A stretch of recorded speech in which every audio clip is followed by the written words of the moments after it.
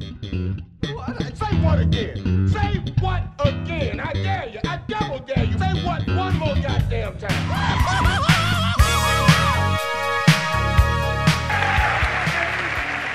Thank you very much. This is Lisa, and this is Wendy. Hi everyone, we have had a big honor that over the last years been interviewing The Revolution, the legendary band that played next to Prince. A band that for sure knows how it is to be on the mountaintop, with millions of records selling and played in front of hundreds of thousands and countless of awards. On behalf of Prince and the Revolution, we would like to thank you for believing and sharing with us what we've been able to create for everybody on vinyl. We'd also like to tell you that we believe in the spirit and we thank you for believing too. Thank you for this award.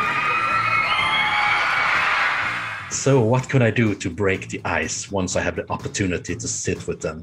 What could surprise them? Is there something I could say that could make an impression? Because these artists obviously have seen a lot. Well, I could maybe show them a few odd records. Wow! Look out, man! That's a record. Whoa! That's the B-side. Ronnie Tucker Russia. This is rare. Very rare. Very rare. This is very rare. Sure you want me to sign it? Yeah. Yeah, Fink did it. All right, that makes it pretty good. Yeah, get everybody to sign this. They're covered. Let's Work and Ronnie Talk to Russia. That's incredible. I've never seen that before. That, my friends, was of course only a small sample. We have tons of material. That's what happened? Yeah. What? Tell me more. Yeah, we did some stuff when he was, towards the end of his life, he was getting more insular. Yeah, we do that before the main show that evening. He'd have the presidential suites in the hotel, and he would never sleep in that bed. The star of Purple Rain. Oh my God! Welcome Prince! His Royal Badness, Prince. Up this way, Prince.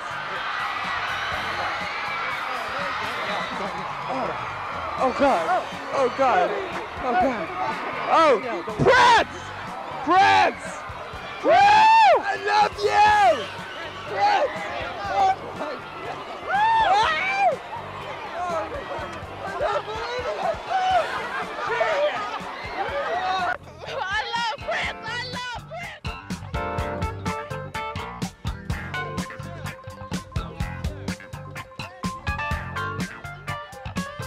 First out in our never-ending crusade through the history of funk and soul, and the revolution in particular, is Matt Fink, aka Dr Fink. He's actually the only band member who have been working with Prince through the whole 80s, from Dirty Mind up until the new tour, Graffiti Bridge. Yeah, so we're gonna hear a lot of stories from that period and get to know Matt Fink, Dr Fink, a little bit more. Enjoy. You're nasty. Say it. On the keyboards, Dr. Fink.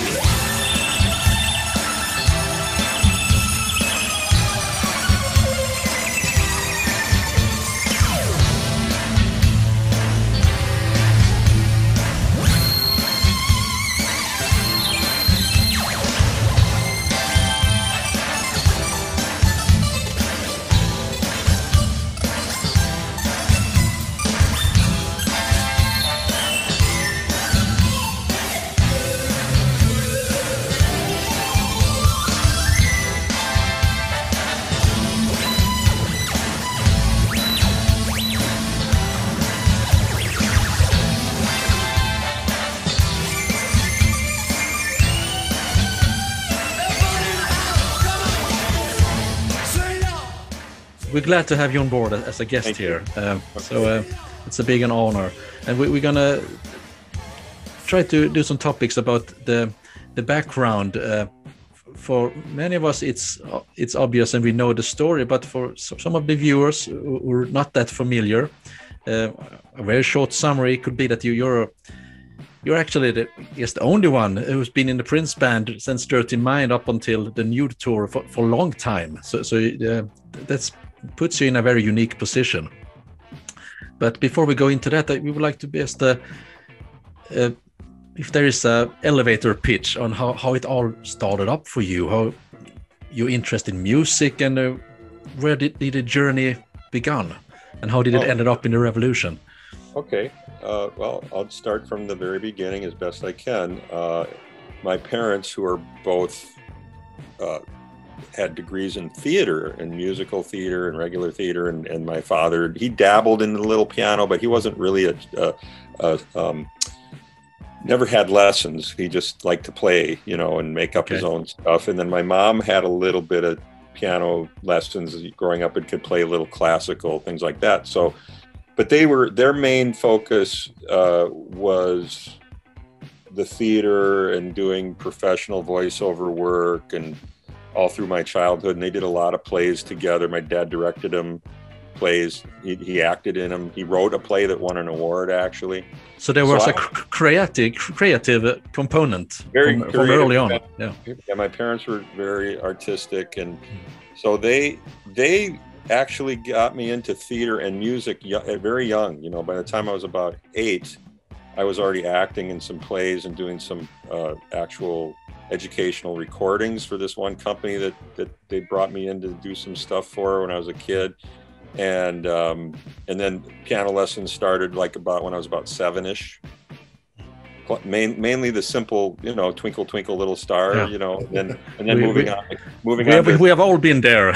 and then moving on to classical, and then when I was about 14, I said to my dad and my mom, I said, you know, I really want to learn more about pop and jazz music, you know, instead of just playing classical. I want to be able to improvise. And at that time, I was already playing in my first band. We had our neighborhood kids that I grew up with. We created our own group when we were about 12, and did our first gig when we were just shy of about 13 years old. At that time, most of us were about not quite 13, and we played at some girl's private party for her birthday. That was the first gig. Someone our age. And then from there, that group, we started to book ourselves to do junior high school dances, because we were in junior high at the time. So we would go to all the different schools in our community and promote ourselves and say, hey, we'd like to, you know, be the band playing live at your show, at your party, you know, or the school dances at night. They would have those, you know. So the rumor spread that these are the acts to hire for those occasions. Exactly. We were already at that age. We were out trying to play, and then, you know, by the time we were in high school together, that same group, same people, we competed in some battle of the bands, and we won because we started so young, and we were doing stuff. We weren't playing originals yet, but we were a cover band. And then, you know, by the time I was in my senior year, I left that group to join another group with some older guys to tour around the 5-state area of Minnesota, because you've got Minnesota and Wisconsin and North, South Dakota, Iowa, Nebraska, those areas. And we were touring around there. So about 3 months before I finished my senior year, I was already out playing. And, you know, with those guys, and the other band, I left them behind. And then the drummer from that band, I brought him in to this group I had joined about 6 months later. And then he came in, and he was there for not even a year. And then he got an offer to be in a group that was very well known and had a record deal with RCA Records. And then he toured with them and did all that for a minute, but he didn't stay with it.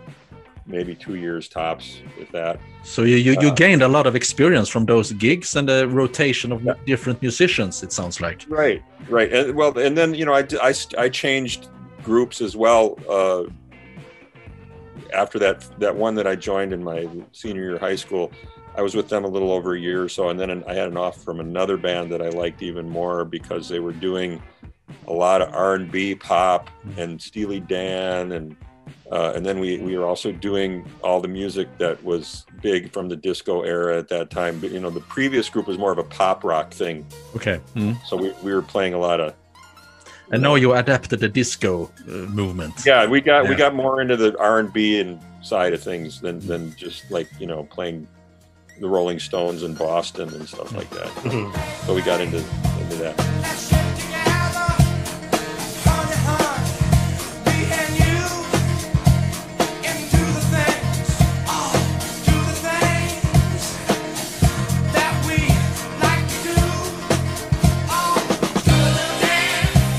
So fast forward a little more, I'm 20 years old, and Bobby Z, who I knew really well growing up, because his parents and my parents knew each other. We grew up in the same suburb of Minneapolis, which was St. Louis Park. And our parents used to do these occasional fundraising events for one of the local hospitals. Okay. And I remember one time my dad and Bobby Z's dad emceed that show, and my mom and Bobby's mom did a skit, a couple funny skits, you know, for performance skits for comedy. Anyway, so Bobby and I were in touch, not a lot, but because he was a couple years older than me, you know, we didn't really run in the same circles that much, but we knew each other. And then he was kind of keeping an eye on me at that time as a keyboard player, because he was already starting to work with Prince at that time. So he had noticed your talent. Yeah. He definitely knew that I was a capable player. And one evening he came out to a nightclub I was playing at. This was in 1977. And he said, "Hey, I want you to come out to my car on your break and listen to this cassette of this demo from this artist that I've been working with, and I'm helping, and it's being managed by Owen Husney, who he was an intern for Owen at that time, like a runner for Owen." So I said, okay. So I went out to the car, he played me the tape, and of course I was extremely impressed with it, the sound of it, and I said, "Wow, this is amazing. Who's the band?" And he said, "It's not a band. It's one guy, one kid in the studio by himself, playing all the instruments, writing, producing, singing, everything." And I just went, "What?" I said, "You got to be kidding me." And he goes, "And he's your age. You guys are the same age. In fact, I think you're maybe a couple months older than Prince," he said. And I go, "Prince? His name is Prince?" He goes, "Yep. Is that his real name?" I go, "Wow, I've never met anybody named Prince for a first name. Are you sure that's his real name? That's not a made-up name?" It sounds made up. That's got to be his stage name, Bobby. Yeah. He goes, "No, that's the name that his parents gave him.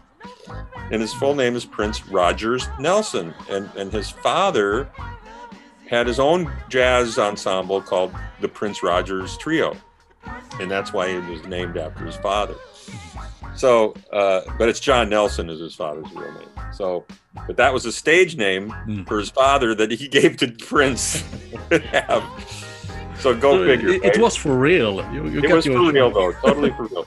So I just said to Bobby at that time, I said, "You know, why don't you, keep me in the loop?"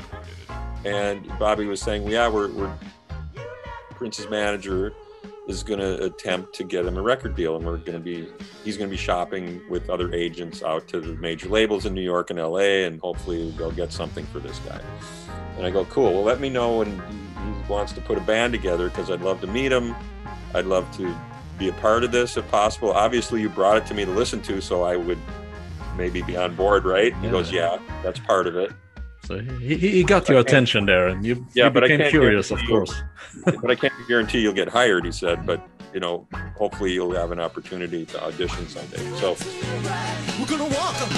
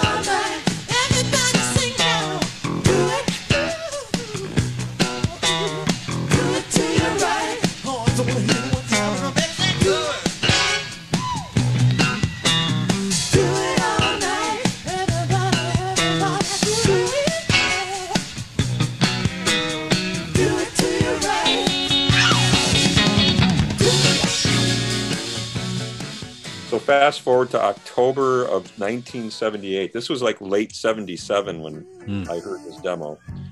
And then fast forward, he gets signed to Warner Brothers. He does the first album. I buy the first album.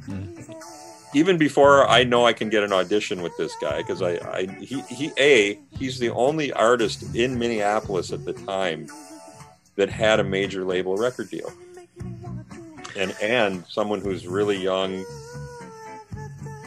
very unique, plays all the instruments, does his own production, blah blah blah.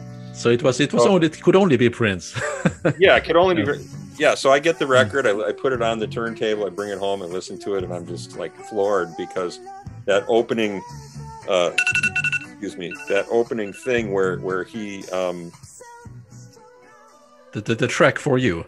Yeah, the For You a cappella thing just blew me away. You know, it just blew me away. I was like, what is this? I've never heard anything like this. It's such an odd and amazing opening. It's just like, yeah. Absolutely. Who does that? It was genius. It was brilliant. It was like nothing. It was like angels singing from heaven. You know. So I just said, "Oh my God, who is this guy? This is not normal. This is not your average artist. That's especially at that age. Other than maybe Stevie Wonder or another idol of mine, Todd Rundgren, who I actually had met at that time too through a friend of mine, but." I'm still a huge fan of Todd's, obviously. Yeah, so, Stevie Wonder. What was the obvious reference from early on? Yeah. But people who do it all in the studio, play all the instruments, and do all that. So that was it. So then I started bugging Bobby again. when are you opening up auditions? Well, we've already started looking at some people. You know, we and they want this one keyboard player, but we don't know if he's on board yet. And I go, oh, so I'm not going to get a shot at this, am I? He goes, well, not at the moment, but we'll let you know. And then, maybe a couple months later, I heard through the grapevine that the keyboard player that they wanted decided to do something else with some other people. He was never fully on board because he's also that gentleman who's a friend of mine still to this day. He I won't name names, but he went on to be a major player too, you know, in the industry. So, I might as well name him. Ricky Peterson, great friend of mine. Ricky Peterson, Paul Peterson's older brother. You knew that. So, you know, the thing is that these guys are just massively talented.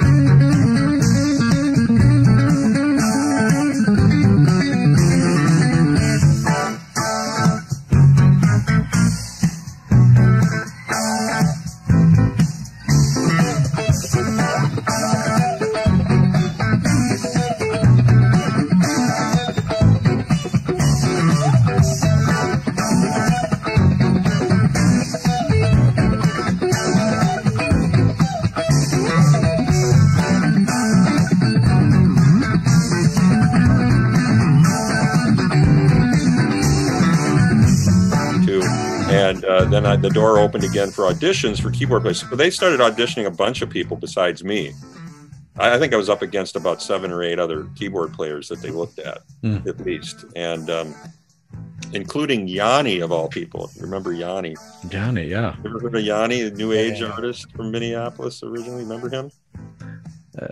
I've heard his name, yeah. Okay. So look him up sometime. So anyway, I had my shot. This was October of '78, and so Prince decided to bring me in, and that's how I got into the group.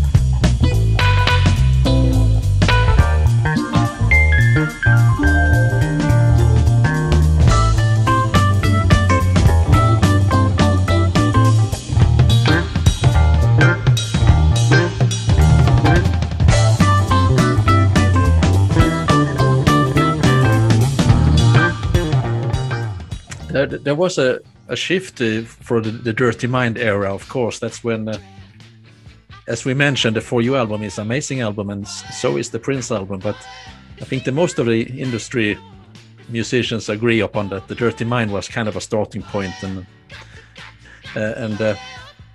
so could you the shift from let's say the first two albums to the Dirty Mind vibe? Was it something that was Prince's own process, or did he talk to you guys about it, or strictly his own process? Really, when you think about it, strictly his own process. So, no, it's all right. Was there any from when you came into the band? Was there any particular time when he started to involve you more and more and ask you questions or ask of your input, or did he just like tell you what to do for a long time, or when did it change that you got more and more involved? I understand that you yeah, more involved. For that album, the first two albums he did all by himself, and we just had to learn the songs and play them as like sidemen, you know. So it's basically being in a glorified cover band for a major label artist. Really, you're not really contributing to the writing at that point. Now, you know, of course, he loved to jam before every rehearsal and warm up. And one day we were jamming, and I came up with this chord progression that he liked, and he said, "Hey, I want to do something with that." So he had me come over that evening to his house after rehearsal, and that became the song "Dirty Mind." So that's how things would work out for me. Anytime I had a co-write with him, it was usually because of a jam session. It was never presenting a fully finished song with lyrics and melody, because he didn't want your lyrics or melody. He strictly wanted to do his own messaging in his lyrics and had his own vision. So I don't know if he ever accepted anybody else's outside lyrics, as far as I know, except for maybe when he was producing The Time. I think he had a song from Des Dickerson that went on there. So then it's true what you see in the Purple Rain movie a little bit, that when they did the sort of the Purple Rain thing, that he didn't really like when people wanted to stuff lyrics or melodies in his face, so to say. Exactly. So that's how that worked out, and then he brought me in again to play on the song Head, and I did the solo on the song Head, synthesizer solo. I was just going to mention Head, because that's the iconic solo that is attached to you forever, Matt. Yeah. Because just to give you some perspective on that, here in Sweden, Scandinavia, in the late 80s, when I was trying to learn piano, bass, and guitar, and went to music school, it's like, you want to play the bass like Larry Graham, of course, and you want to do that Dr. Fink solo like Head. You want to play like Dr. Fink in Head, the solo. So it was like, it's a kind of, just to give you a perspective, that solo has meant so much for so many that put in some kind of standard. So it's a trademark you have to live with, but I guess that's okay. I guess it's okay. Yeah, that's nice to know. I wrote that down too, actually, right here, Head. My question is, did you just make that up, or did Prince write it, or did you write it, or is it you playing, just playing, or? That's all me improvising in the studio. I must have done probably 7 takes or so of this, maybe a little more. I kept doing more than one, but he was just saying, well, keep doing what you're doing. We'll just keep running it till we get one that's tightest sounding. And then I was developing it as I went. Each take to take, I would kind of try to remember what was working, what mistakes were made, and then building on it till we got it right. And he was punching me in, so to speak. So I'd get like half the solo done, and he said, "Okay, I'm going to have you continue here and take it out to the end, and we'll punch you in right at that moment. So play along, blah blah blah." Because back then it was all analog tape and everything. But go ahead, what? No. I was just wondering, after that, then after Dirty Mind, the albums I guess you see in my wall behind me there.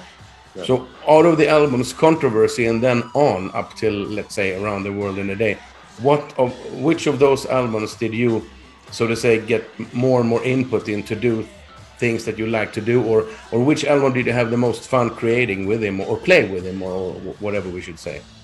Well, Purple Rain was the one where the Revolution did quite a bit of work on, like as far as the live sessions of what you hear on half of that record. you know, we were jamming one day, and I had some like bass thing going on, and we were just jamming, and then he said, "Hey, I like that. We'll put that in Computer Blue." or that became Computer Blue. But that song was like several writers on that.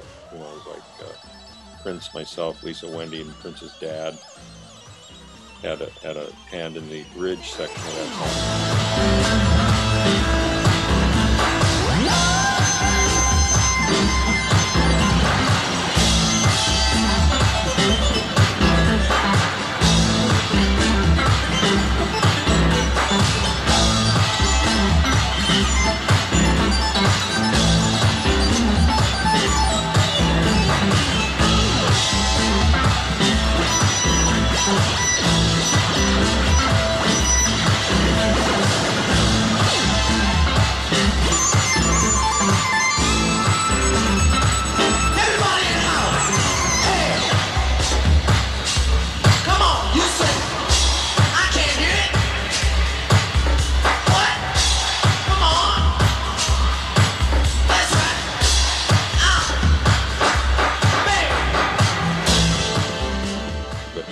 Really, I mean,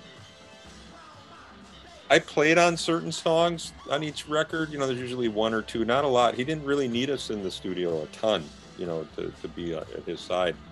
And then occasionally he would hear something, like I said, during a jam, and he'd say, "Hey, I like that," and then he would use it to write a song around.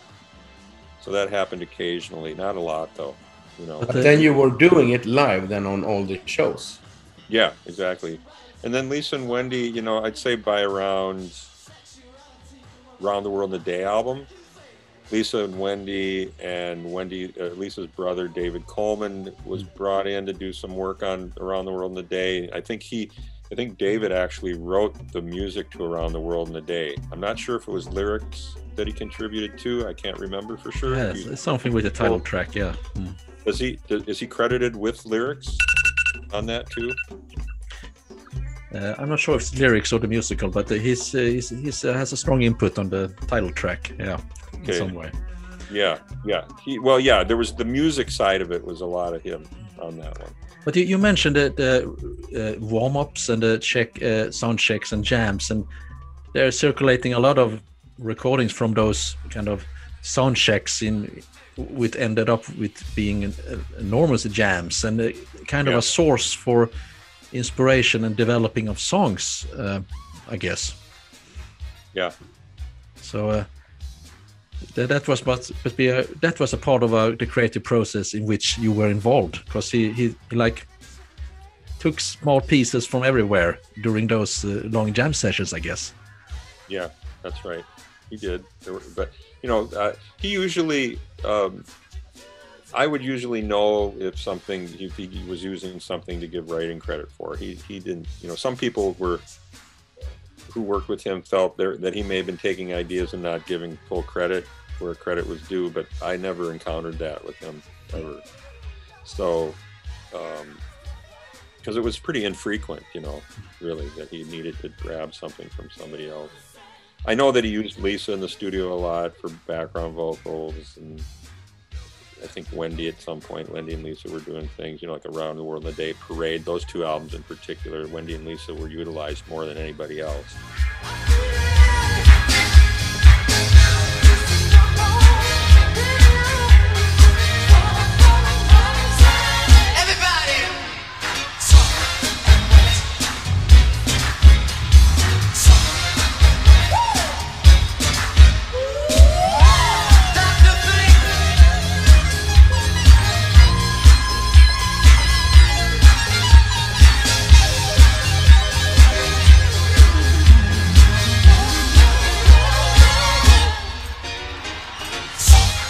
How was the rehearsals for the last, let's say 1999, Purple Rain and Around the World in a Day and so on? Was it like he just called you in the middle of the night, as you hear a lot of stories about how much you had to rehearse, and he liked to jam and play, as you said. Was it difficult or he never did that. Rehearsals were structured during the day usually. I like to go early because I would need the extra time ahead of everybody to work out sounds or find the right stuff or just keep like learning parts or to just go over stuff so I'd be prepared. Because, you know, there were a few times when I'd come to rehearsal and I wouldn't be prepared, and he'd be really upset about that. You know, so I wanted to make sure I was ready to go. And so as far as calling in the middle of the night for rehearsal, didn't happen very much. Didn't happen much at all. It was always scheduled during the day. It would start around 11 in the morning-ish when he'd show up. Maybe noon. I'd be there by 10 a.m., 11 a.m., depending on when start time was, you know, scheduled. And then we could rehearse anywhere from, you know, be done by 5, or sometimes we'd be done by 8. And then after that, he would probably take a dinner break and go right into the studio and work all night, maybe get 4 hours of sleep and start over with us the next day. So, and if you got called into the studio, then you were called in to do the all-nighter with him. Give me some horns.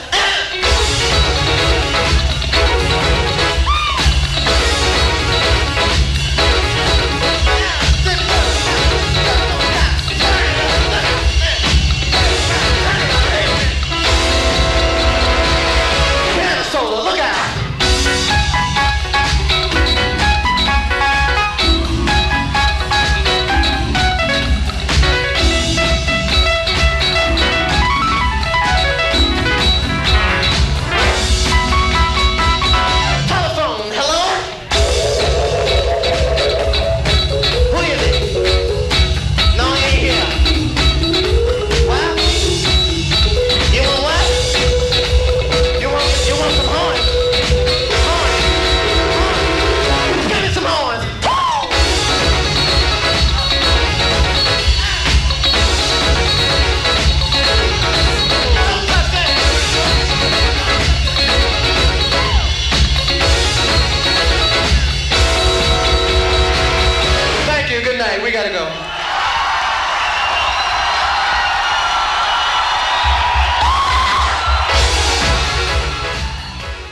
We heard a lot of stories about this work ethics of his, and you describe it yourself as very scheduled, and he's doing that.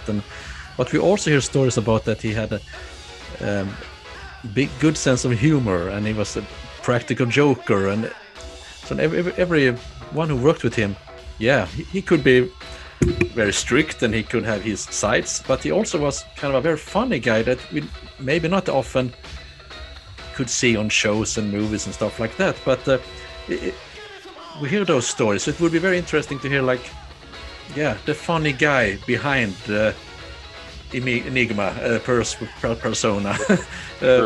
How was he as a humorous guy? Yeah, he's a pretty funny guy. He actually had a practical joke that he came up with to play on one of the local music critic journalists here, a guy named John Bream. Good friend of mine. He was good friends with Prince too. He was always very good to Prince in his reviews for the most part. But so this is the 1999 tour. We're playing Minneapolis, and John Bream is scheduled to come backstage and interview some of the band members. So Bobby Z and Des Dickerson were there.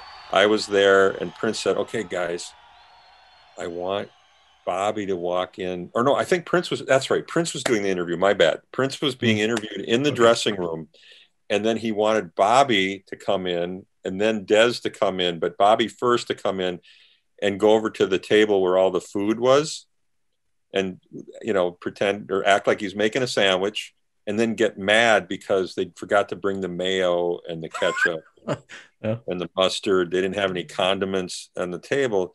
So they're sitting on a couch, and behind them is this table laid out with deli meats and the usual thing. And Bobby starts to make a sandwich. He goes, "What the fuck? What is wrong here? There's no ketchup.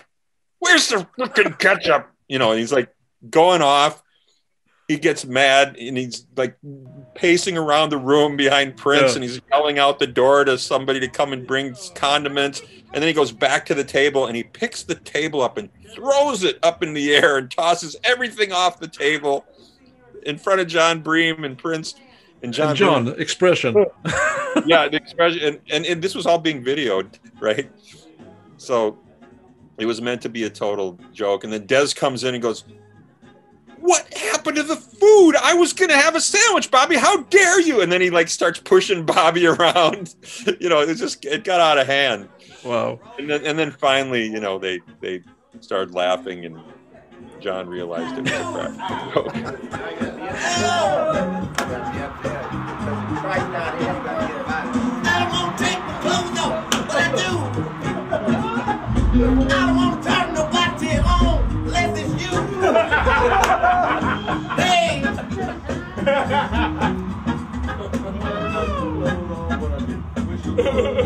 You put your track in, you got to get by. Okay, that's the track.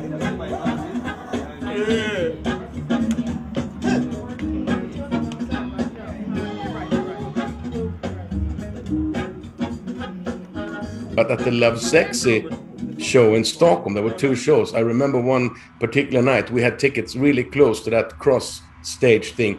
And I think you and some other guys, but I know it was you threw Snickers bars at us and maybe some oranges. I don't know if you remember exactly what it was, but I know it was candy bars. And we were like, how is this is so cool. Matt Fink, everybody, whoever it was throwing candy bars at us. Was that a Prince idea or just you, or how did that come about? Prince idea, yeah. He had me do that at every show, to go out front and hand candy bars and fruit out to the audience. Yeah, that was so funny. I remember because I got a Snickers bar on me. Yeah, and so yeah, the other food fight happened at the end of 1999. It was this. It started the second to the last show, and then continued into the next show, the next night, the final show in Cincinnati, Ohio. We were in another city the previous night, which I don't remember. It might have been Cleveland. I don't know for sure. But all I know is that Morris Day and Jesse Johnson came down to our dressing room, because these dressing rooms were like stacked up in different floors, and then there were stairs that you could take between the dressing rooms. So they walked down and they started joking around and doing something. And Bobby threw a piece of fruit at him just to mess with him. And then it escalated into throwing fruit at each other, and they kept coming back with fruit to throw at Bobby and so forth. So that started, and then it just kind of kept escalating that evening. And then the people in the time thought it would be a good idea to go to our hotel rooms and put mustard all over our doorknobs, amongst other things. After that evening, because we were messing with them, they were messing with us. And then the following evening, the food fight continued backstage. And then our management team went out and bought, I don't know how many, maybe 50 or more cream pies, and had them brought in after the end of the show. And we had payback time. We had a big pie fight in the dressing room with everybody. Fortunately, it was a hockey arena, so you're in a big hockey locker room with concrete floors. Everything was concrete. So the guys from the time, they were provoking you, and yeah, we were provoking each other. It was one of those things. We had a conversation with Jellybean Johnson a while ago, and he described one of the tours that you did together with Zapp and Rogers, and that was that tour. That was that tour, yeah, because he said that the management and the Rogers, and they were kind of, some of them were annoyed at the thought that the time guys members were quite cocky and annoying, and I guess this explains it. And they were annoyed when the food fight happened. During the show, there was food being tossed at us by the time, and at one point Prince had Jerome Benton pulled off stage. And they poured honey all over him and cereal, and then put him back on stage. Prince had Chick, his bodyguard, grab him off stage, and they tarred and feathered him, so to speak.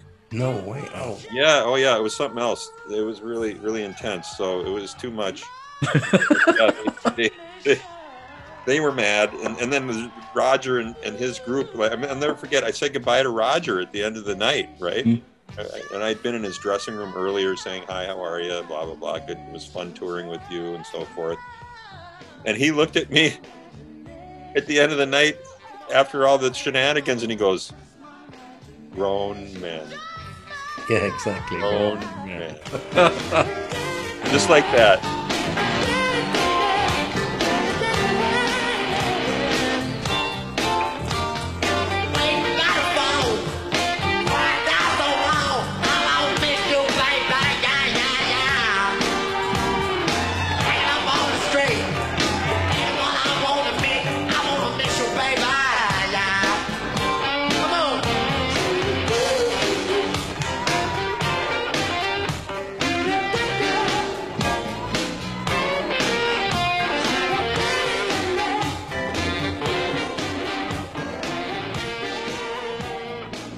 I know that we are maybe soon running out of time here, Matt, but I like to ask you, there's a few questions.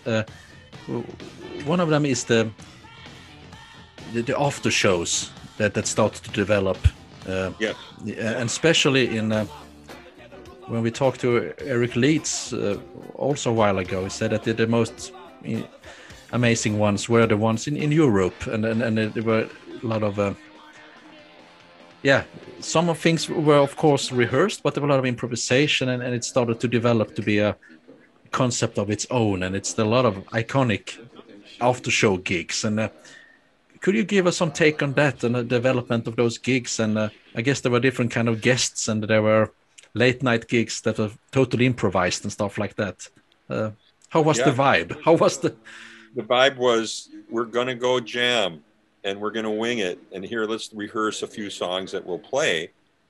And I remember Prince liked to play the song "Just Your Imagination," which the Temptation one, Temptation song. So that was one of the covers he wanted to do. So we did work that out. We worked out certain songs, and then rough versions. I mean, we never really had arrangements. We didn't really work on them that hard for very long. So those were in place, and then that's just what he wanted to do. He just liked to play.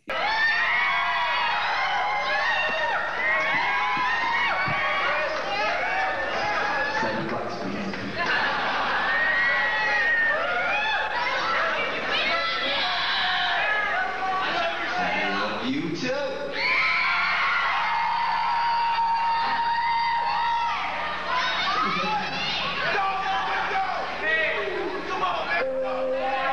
What you want? Super funky califragilistic. Get drunk.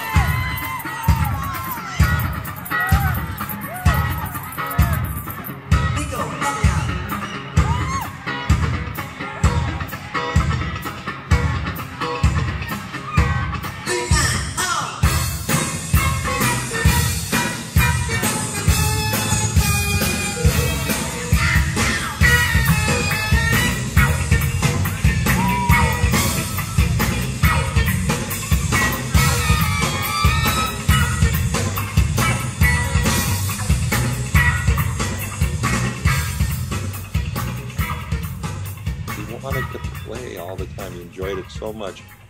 So you're just along for the ride, really. You're just going with his whims at that point. So, you know, I was all good with that. I had fun. It was a lot of fun. And we got to meet and perform with a lot of fun singers and artists that come up and jam, and some pretty big name people. I mean, I'll never forget in London, we had one night where Nile Rodgers, Eric Clapton, and Ron Wood from the Stones came up and played with us. And George Michael was in the audience watching this. Wow. I actually sat down with George before the set, before like a good hour. George showed up before anybody, just was hanging out at the bar. Hardly anybody was in the club. And I walked up to George and I just said, "Hi buddy, how you doing? Nice to meet you." And I sat down and had a conversation with him. For me, that was everything. To be able to meet people I looked up to like that. At one point, I'll never forget, we had an after show party also in London, and I'm just sitting at a table with my future wife, who I'm married to now. She was with me at that time. Congratulations. Thank you. And we were sitting there, and up walks Mick Jagger and Jerry Hall, his wife at the time. He said, "Hey, can I sit down with you?" And I said, "Sure." You know, now I had met Mick. I'd met Mick back in 1981 when we opened for the Stones. I'm sure you've heard that story. Yeah. You know that, how that went down. Many people know that story about how Prince was booed and things were thrown at us and everything. Yeah. So you're fast forwarding here to, I think this was the nude tour of summer of 1990. Yeah. And that was the last tour I did with Prince. And there's Mick Jagger coming up to sit down and have a drink with me, impromptu. We're all waiting for Prince to show up to hang out. This was more of just a hangout party. It wasn't really a performance after party, just an after show party. So, listen, we're still in rehearsal, so you're invited to a rehearsal tonight, okay?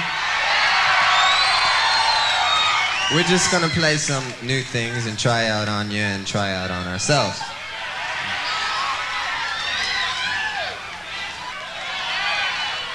And that's an old friend, Dr. Fink.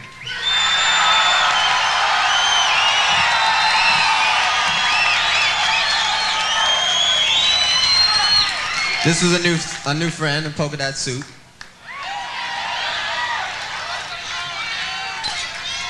Lana Bliss on the trumpet.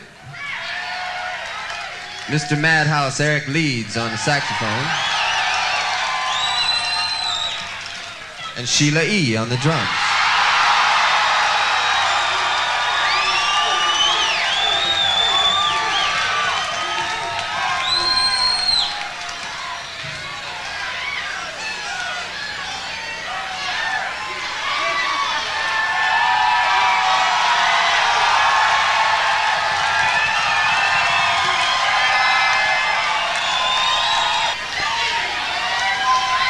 Thank you. Good night.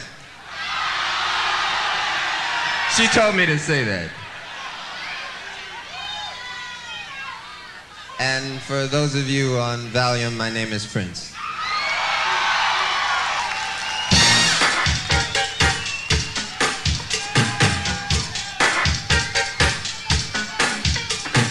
Clap your hands, somebody.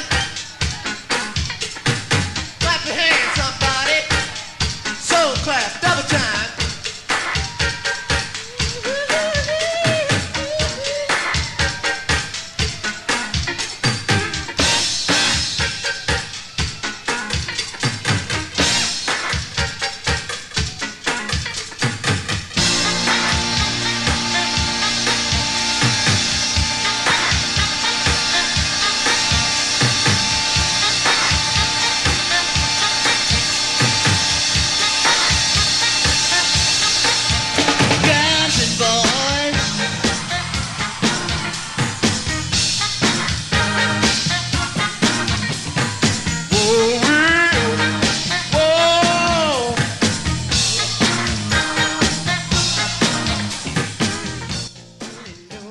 So I had the opportunity to really have a nice conversation with the likes of Mick Jagger. So for me, that means everything. You know, to have been around Prince, work for Prince, have the opportunity and be able to meet some of the iconic rock heroes that I grew up with, you know, because those guys are, you know, they're older than us. You know, when I was about 6 or 7, the Stones were just starting out, you know, on Ed Sullivan and the Beatles and all that. I saw the Beatles' first performance on Ed Sullivan when I was just turned 6 years old. Wow. And it was highly influential for me. And they're still going on. Who knows what they will do next, right? Exactly. And that, I have to say that the British invasion of the 60s was one of the most influential things that ever happened to the music industry and to inspire young people like myself at the time. So that's one of the main things. And then, of course, the Motown thing got me, too. I mean, I watched the Supremes and Stevie Wonder and James Brown. I was influenced by all of it. I loved all aspects of artistry coming from those camps, you know, and so... Wow. You mentioned that the new tour then was the last tour with him, and some year before that, the Love Sexy tour ended. And I'm kind of curious about the shift, because there is a period of, from, you can say, Dirty Mind to Love Sexy, where each album was very, have done extremely good work afterward and before, of course, but I guess we could agree that the peak is those 8 years in some aspect. But what happened with the shift from the Love Sexy to the Batman? He changed the band. He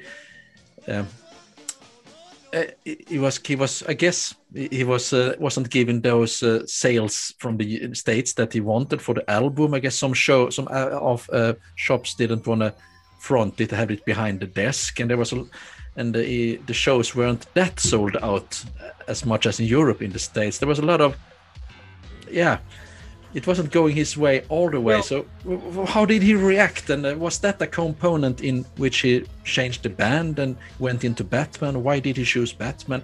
Yeah, there's a lot of questions there. Well, the issue is I never was privy to his business mind and what was going on in there. I was just a hired gun to be the keyboard guy and play the songs. I didn't have to think about the business side. He never shared what was going on in his mind. So there was really no interaction in that way. It was just like, Matt, I respect you as a player. You're my guy. Here's the cassette or the CD. Go learn the songs, the ones you didn't play on, and be ready to tour. And that was my job. So I didn't really know, because I mean, I would see things happening out of the corner of my eye, or I would see what changes were taking place, but I never knew why. So I'm afraid I can't shed much light on it. Yeah. How was it then for you after? I was at the new tour in the Globe Arena in Stockholm 1990, and after that you say you weren't a part of the band anymore, but did you have a relationship with Prince as a friend after that? Did you meet him sometimes? Did he ask you to play at any form, or how was that period after? He was disappointed though with me when I didn't really intend to leave at the time. At the end of 1990, he had a short notice gig came up, and hindsight is always 20/20. If I could do it all over again, I probably would not have said no to going to that at this point. But it was one of those things where I had an opportunity. I was working on a project in the studio. I just got underway. Prince was not keeping me on retainer at that point. He, like the year before, kind of like my contract was up. He didn't renew anything and say, oh, here's a salary while we're not touring. And I just needed to, not that I didn't have enough money to survive, but I wanted to keep cash flow coming, working. I wanted to learn how to be a music producer myself, because I hadn't had much experience on that side of the coin, other than just being a session player for other people, or, you know what I mean, or writing some stuff. But I wasn't a studio engineer yet. I wanted to learn that side. I wanted to learn how to be a producer engineer, and this was an opportunity for me to do that on this project. And I had gotten underway. I'd signed a contract with this company, and then I get a phone call from, not Prince personally, but from his secretary, asking me to be ready to rehearse for some show in Rio de Janeiro, Rock in Rio. And I said, okay, well, I'd love to do it, but I just started a project. I signed a contract. If I get out of it, I talked to the people. I said, if I say no at this point, they're going to give the project to somebody else. And then, believe me, I wrestled with the decision. It was really difficult. And then I said to Prince, I said, look, I made a decision to do this project. Can you maybe get someone to fill in for me? But I didn't say that to his face. It went through his secretary. So she told him what I said, and then he immediately took that as, well, he's not loyal anymore, and blah, blah, blah. So they went and got Tommy Elm or Barbarella, and he filled in for me. And then instead of just having him fill in, he kept him on board, and that was the end of my job. So, we all make those kinds of mistakes, I suppose, in our careers.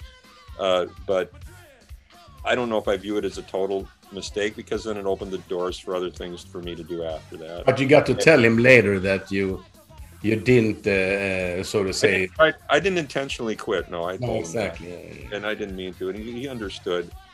And we stayed friends, and then we saw each other from time to time after that. So yeah, there was no bitterness or anything at all.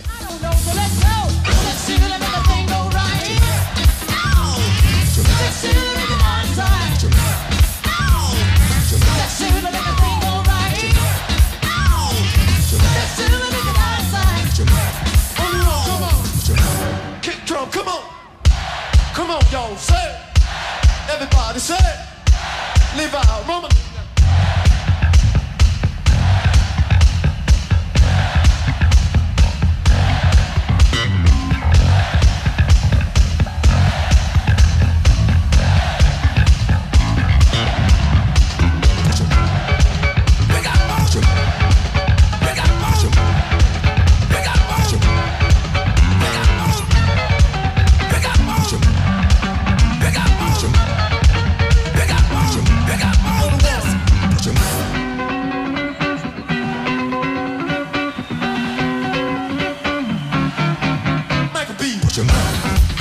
When was the last conversation you had with him? Do you remember that? Yeah, the last conversation was September of 2014.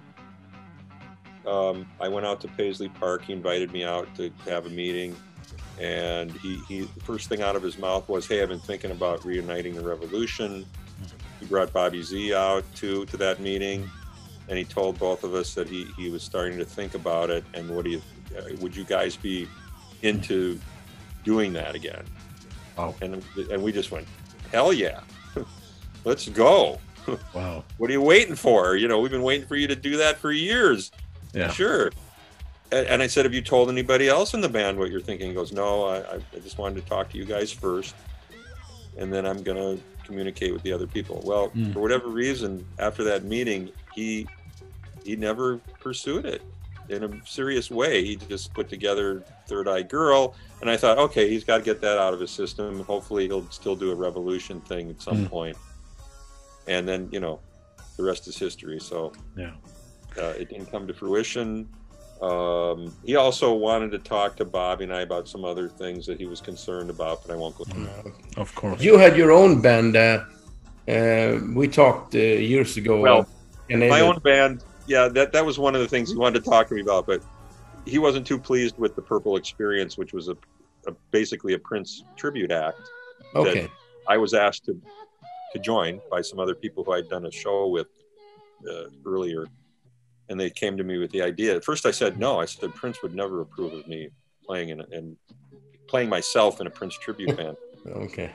And then, and I'm not going to blame my wife, but my wife said, hey, you should do it anyway, because A, it'll be good for us financially, and maybe it'll show Prince that you're still interested in playing, and then it'll cajole him into reuniting with the revolution. And so that's kind of why I did it. So I started doing it in early 2012, and that meeting in 2014 was about him saying, hey, I want to do the revolution, but at the same time, I don't want you to do the Purple Experience kind of thing. So your wife had right, actually. Yeah.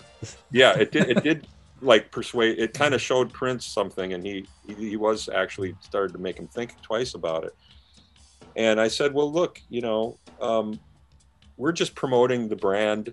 People thank me after every show and say, I'm so glad you came to Poughkeepsie, wherever some smaller city, because we never got to see Prince. He doesn't come to this market, or we couldn't afford his tickets, or, you know, you brought the music. We love it regardless. Even though I saw Prince, I love coming to hear Prince music in any way, shape, or form. And if it's brought by Dr. Fink, then great, you know. So I just said to Prince in the meeting, I said, look, we're just promoting your brand. You know, people are going out and buying our music again too. And then he got it. He went, okay, I get it. And you think you could ask your lead singer not to dress up in my outfits though? And I went, oh, well, it is a tribute band, Prince. You know, it's just an act. It's just a thing. This is what's in now. Tribute bands are in right now. Granted, I know it's probably not in the best taste for me to be out there as Dr. Fink doing it, but the fans love it. And then you had to drop them to go back to the revolution. What's that? You had to drop that Purple Experience band later to go. Yeah, and I wouldn't have any problem with that. No, you can't do both. You can't. No, exactly. Yeah. Yeah, it doesn't make sense. So I left the Purple Experience to reunite with the revolution and do some touring with them, obviously after Prince passed.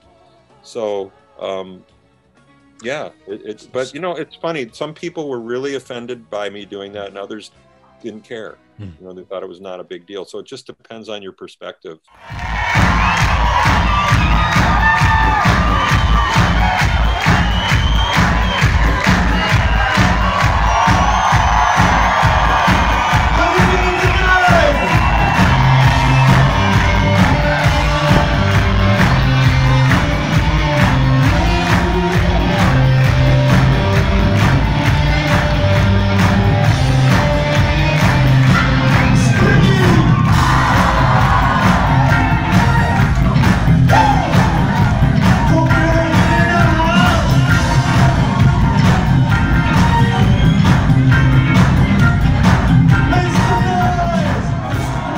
Mentioned the Purple Experience and now the Revolution, but I guess you got a lot of assignments and the requests and stuff like that. But what different kind of assignments and or side project have you been involved in?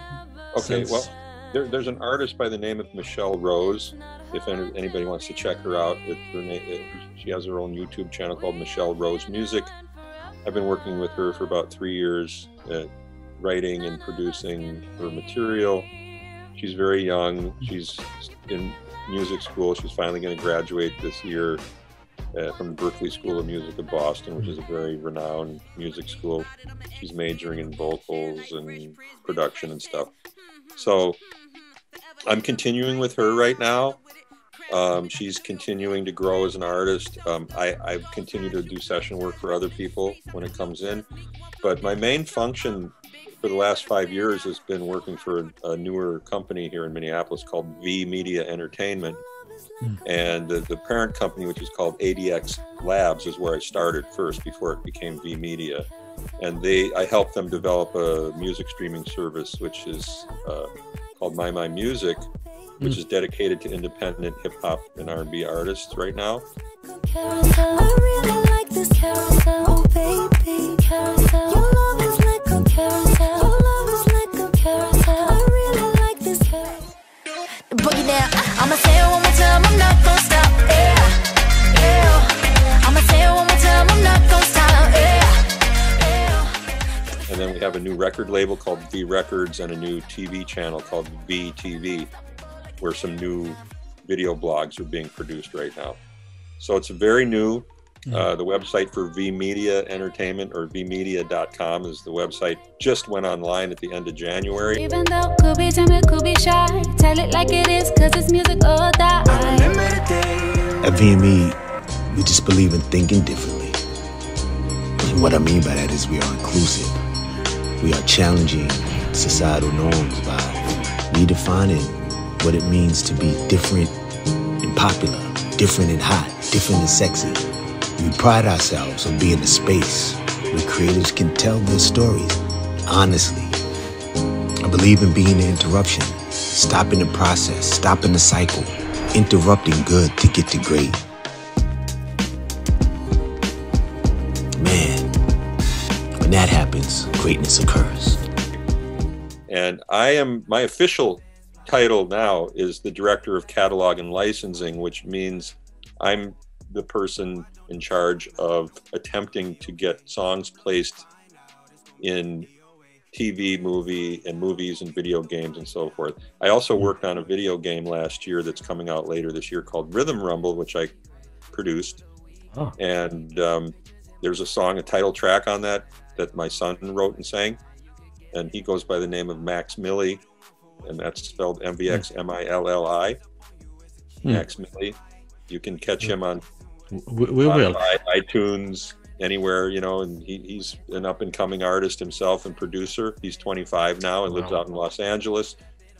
And but Matt, could you maybe send us some, if there's some art, you mentioned the record label. I'll send links to all your stuff, everything. And if there's some upcoming, you mentioned your son, but also if there are other artists that you like to promote. I will. I'll send everything. In fact, I just worked on a song the other day for a group out of the San Francisco area called Funk Shui. Wow, I love that name. I love that name. Great name. And they're friends of mine, these guys. Yeah. And I've worked with some of those musicians in the past, but not all of them. But they embody the Minneapolis sound so well.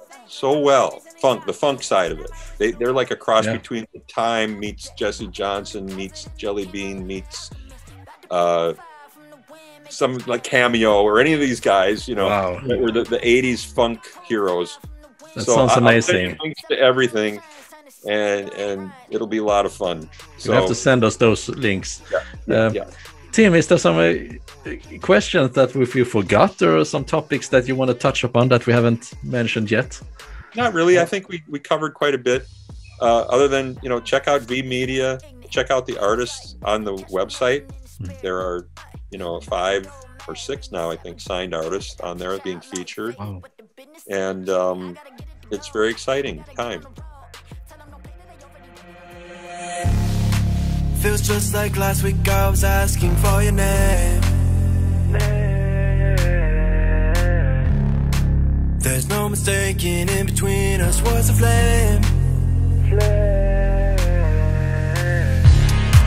And I'm still reeling from the suddenness of some things that I forgot how to feel.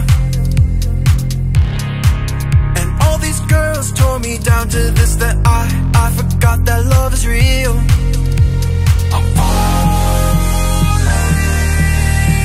catch me. I'm needing all you give me. Girl, I'm falling in love. I don't wanna lose you. It's been a big honor to talk to you, and it's been very nice to see you the last couple of years when we met, and I hope everything turns out good and that we will see the revolution again sometimes. That's my hope. Yeah, I hope so too. So it was, I just agree. It's been a pleasure, and it was, I guess, 2 years ago we met last time in Copenhagen. I guess it was your birthday that day, and I thought I brought you some cake, actually, if you remember. Yes, thank you very much. I appreciate it. The purple cake. Yeah. So take care, and hopefully this COVID will get over, and we will see you over here in Europe soon. But let's stay in touch, and we will do our very best to promote your new projects in the European forums here and the different kinds. So just send us whatever you want to do, and we support. Will shock you with my lips.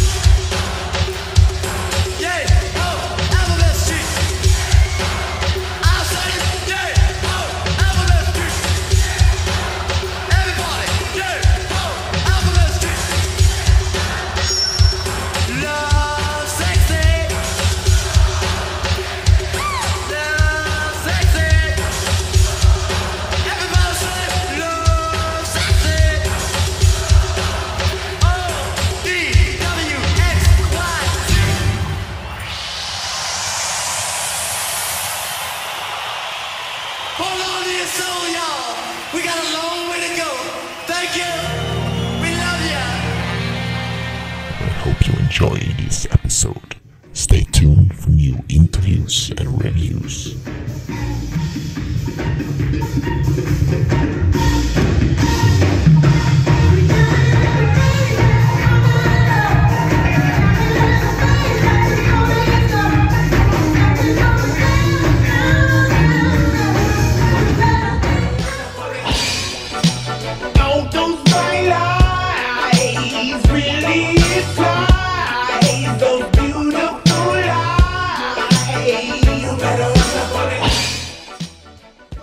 What's up? It's the Philharmonic coming to you live for the next episode of Say What Podcast.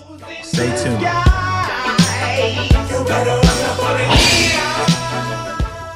Don't forget to follow us on Instagram, Facebook, and our homepage for the latest news.